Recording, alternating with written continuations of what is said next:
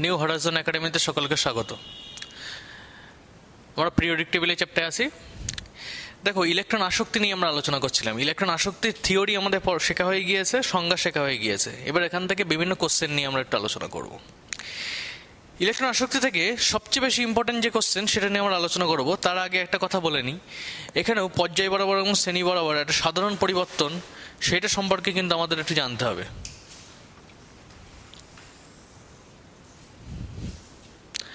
যে পর্যায় বরাবর যদি আমরা এগিয়ে যাই বাম দিক থেকে ডান দিকে, তাহলে ইলেকট্রন আসক্তির কী পরিবর্তন হয় সেটা আমাদের জানতে হবে, এবং উপর থেকে নিচের দিকে গেলে কী পরিবর্তন হয় সেটাও জানবো। তাহলে ইলেকট্রন আসক্তি নিয়ে আমরা আলোচনা করবো আজকে।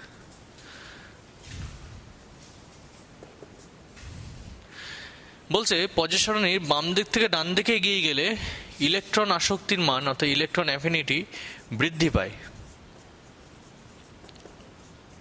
ইলেকট্রন অ্যাফিনিটি বৃদ্ধি পায়, আর উপর থেকে নিচের দিকে গেলে ইলেকট্রন অ্যাফিনিটি হ্রাস পায়। এটা হচ্ছে খুব সাধারণ জেনারেল নিয়ম, কিন্তু এটা সবসময় মানে না। এটা ব্যতিক্রমই আছে সবচেয়ে বেশি, এবং যেখানে ব্যতিক্রম আছে সেখানেই প্রশ্ন আসবে। ঠিক আছে, বাম দিক থেকে ডান দিকে গেলে ইলেকট্রন অ্যাফিনিটি কী জন্য বৃদ্ধি পায় জেনারেলি যদি আমরা ভাবি, দেখো সে একই রকমভাবে ইলেকট্রন আসক্তি মানে ইলেকট্রন গ্রহণ করার যে প্রবণতা সেটা বেড়ে যায়। সেটা বেড়ে যায় কেন? কারণ বাম দিক থেকে ডান দিকে যত আমরা এগিয়ে যাচ্ছি তত আস্তে আস্তে পরমাণু ক্রমাঙ্ক বেড়ে যাচ্ছে। পরমাণু ক্রমাঙ্ক বেড়ে গেলে বাইরের কক্ষপথে ইলেকট্রন সংখ্যা আস্তে আস্তে কিন্তু বেড়ে যাচ্ছে, সঙ্গে সঙ্গে প্রোটন সংখ্যা বেড়ে যাচ্ছে।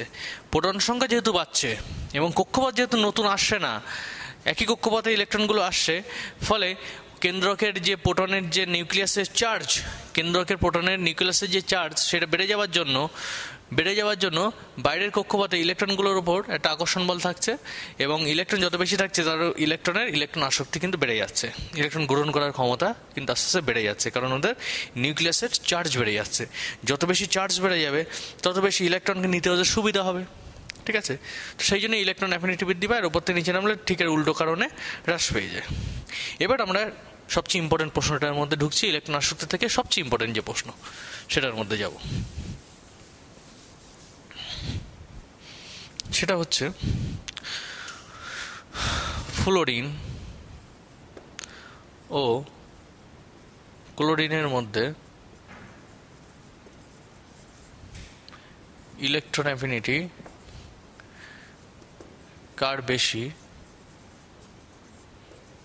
এবং কেন, এইটা নিয়ে আমরা একটু আলোচনা করব। ঠিক আছে, ফ্লোরিন এবং ক্লোরিনের মধ্যে জেনারেলি কি হয়, ফ্লোরিন কিন্তু পর্যায় সারণীর উপরের দিকে আছে এবং তার নিচে কিন্তু ক্লোরিন আছে, এবং আমরা জানি যে উপর থেকে নিচে নামলে ইলেকট্রন গ্রহণ এনথালপি মানে ইলেকট্রন আসক্তির মান কিন্তু আস্তে আস্তে কমে যায়। অর্থাৎ ক্লোরিনের ইলেকট্রন আসক্তির মান কম হওয়া উচিত, ফ্লোরিনের মান কিন্তু বেশি হওয়া উচিত, কিন্তু তা হচ্ছে না। ব্যতিক্রম আছে এখানে অ্যাকচুয়ালি ক্লোরিনের বেশি হয়। উত্তরটা হচ্ছে chlorine is greater than fluorine হয়। সেইটা কেন, এই ব্যতিক্রম কেন, এখানে জেনারেল নিয়ম থেকে ব্যতিক্রম হচ্ছে কেন, সেটা দেখতে গেলে এদের ইলেকট্রন বিন্যাস অর্থাৎ এদের সাইজ সেটা একটু আমাদের দেখতে হবে। দেখো, ফ্লোরিনে যদি আমরা ইলেকট্রন বিন্যাস করি, ফ্লোরিন হচ্ছে 9 হয়, অর্থাৎ খুব জেনারেলি যদি ইলেকট্রন বিন্যাস করি, যেটা তো আমরা 9-10-এ করেছো 2-7, এটা হচ্ছে ফ্লোরিন ইলেকট্রন বিন্যাস।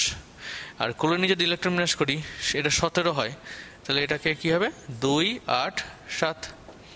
তাহলে দেখো ফ্লোরিনের ক্ষেত্রে কটা কক্ষপথ বর্তমান, 2টো কক্ষপথ, আর ক্লোরিনের ক্ষেত্রে কটা কক্ষপথ বর্তমান, 3টে কক্ষপথ বর্তমান। তাহলে ফ্লোরিনে যদি আমরা ছবিটা আঁকি, ফ্লোরিনের নিউক্লিয়াস এই আছে, কক্ষপথ, প্রথম কক্ষপথ, দ্বিতীয় কক্ষপথ। প্রথম কক্ষপথে 2টো ইলেকট্রন আছে, আর তারপরে বাইরে 7টা আছে, 1-2-3-4-5-6-7টা আছে। আর ক্লোরিনে যদি ছবি আঁকি, এই নিউক্লিয়াস, বাইরে একটা কক্ষপথ, তার বাইরে আরেকটা কক্ষপথ, তার বাইরে আরেকটা কক্ষপথ। প্রথম কক্ষপথে 2টো, তারপরে কক্ষপথে 8টা, 4-5-6-7-8টা, আর বাইরের কক্ষপথ আছে 7টা, 2-3-4-5-6-7টা। দেখো তাহলে এখানে ফ্লোরিনের কিন্তু 2টো কক্ষপথ আছে, আর ক্লোরিনে কিন্তু 3টে কক্ষপথ আছে। এবার প্রশ্নটা যেহেতু ইলেকট্রন আসক্তি দিয়ে, তাহলে ইলেকট্রন গ্রহণ করার ক্ষমতা, ফ্লুরিনের বাইরের কক্ষপথে আমি একটা ইলেকট্রনকে যুক্ত করব, সেটা যুক্ত করা কি সহজ হবে, না ক্লোরিনের বাইরের কক্ষপথে একটা ইলেকট্রন যুক্ত করব, সেই ইলেকট্রনটা যুক্ত করা সহজ হবে, সেটা আমার দেখতে হবে যে কে সহজে ইলেকট্রন গ্রহণ করবে। ঠিক আছে, যে যত সহজে ইলেকট্রন গ্রহণ করবে, যে মৌলের পরমাণু যত সহজে ইলেকট্রন গ্রহণ করবে, তার ইলেকট্রন গ্রহণ এনথালপির মানও কিন্তু তত বেশি হবে। কারণ যত সহজে ইলেকট্রন গ্রহণ করবে তত বেশি কিন্তু শক্তি উৎপন্ন হবে, আর যত বেশি শক্তি উৎপন্ন হবে তত কিন্তু তার ইলেকট্রন আসক্তির মানটা বেড়ে যাবে।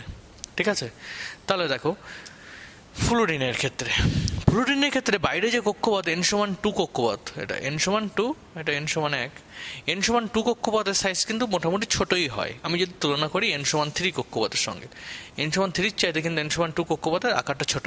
তাহলে একটা ছোট আকারের মধ্যে, ছোট জায়গার মধ্যে অনেক বেশি নেগেটিভ চার্জ রয়েছে, 7টা রয়েছে।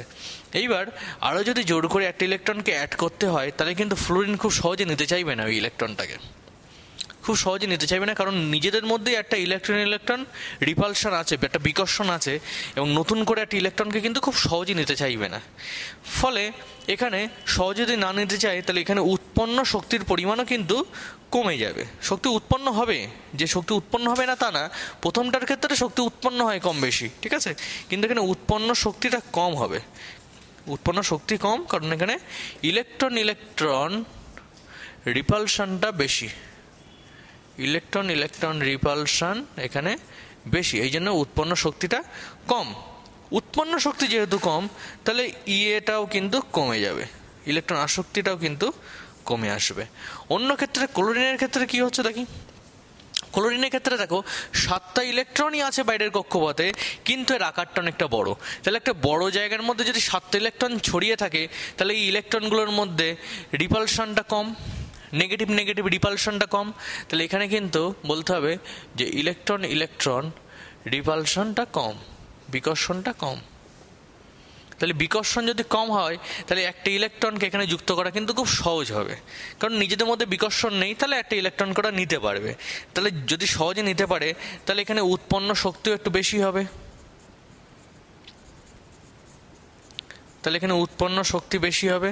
উৎপন্ন শক্তি বেশি হলে এটাও কিন্তু বেশি হয়ে যাবে, ঠিক আছে। তাহলে এখানে কিন্তু ইলেকট্রন অ্যাফিনিটি ক্লোরিনে বেশি হয়ে যাবে ফ্লুরিনের চাইতে।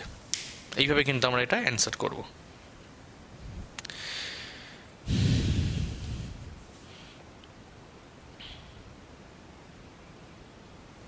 ঠিক একই রকম প্রশ্নের উত্তর হবে অক্সিজেন এবং সালফারের ক্ষেত্রে। তোমরা এটা বাড়িতে করবে। অক্সিজেন এবং সালফারের মধ্যে কার বেশি, আমি এটা বলে রাখছি কোশ্চেনটা, ওইটা ঠিক একই রকমভাবে হবে। অক্সিজেন আর সালফার থাকবে, সালফারের আকারটা বড়, বাইরের কক্ষপথের আকার বড়, ওখানে ইলেকট্রন যুক্ত করা খুব সহজ হবে, উৎপন্ন শক্তি বেশি হবে, বেশি হবে। ওয়ের ক্ষেত্রে কিন্তু সেটা হবে না। তাহলে এটা বাড়িতে তোমরা করে ফেলবে, একই রকম অ্যান্সার হবে। অর্থাৎ এখানেও কিন্তু সালফারের ইলেকট্রন শক্তি ইজ গ্রেটার দ্যান অক্সিজেন, ঠিক আছে। এটা নিয়ে আমরা আলোচনা করলাম না, একই প্রশ্নের উত্তর হবে। আমরা অন্য একটা প্রশ্নে যাই।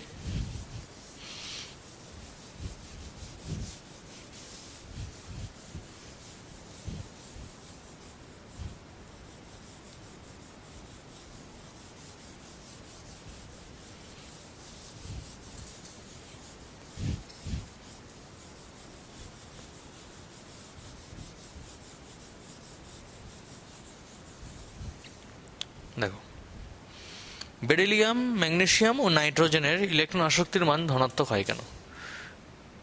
বেরিলিয়াম, ম্যাগনেসিয়াম, নাইট্রোজেনের ইলেকট্রন আসক্তির মান ধনাত্মক হয় কেন?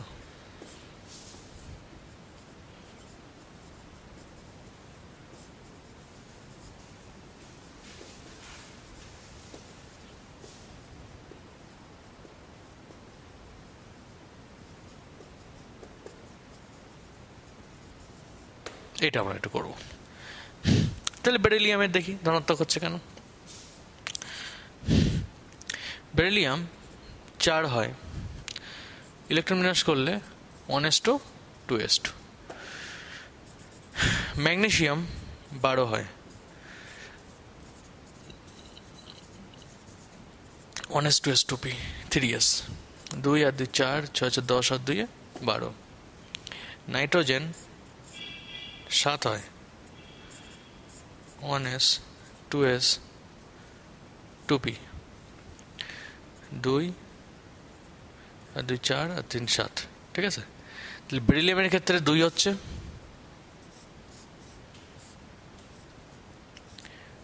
ম্যাগনেসিয়ামের ক্ষেত্রে বাইরের কক্ষপথে 2টো থাকছে ফুল ফিল্ড, বুঝতে পারছো, 3s2 2s2।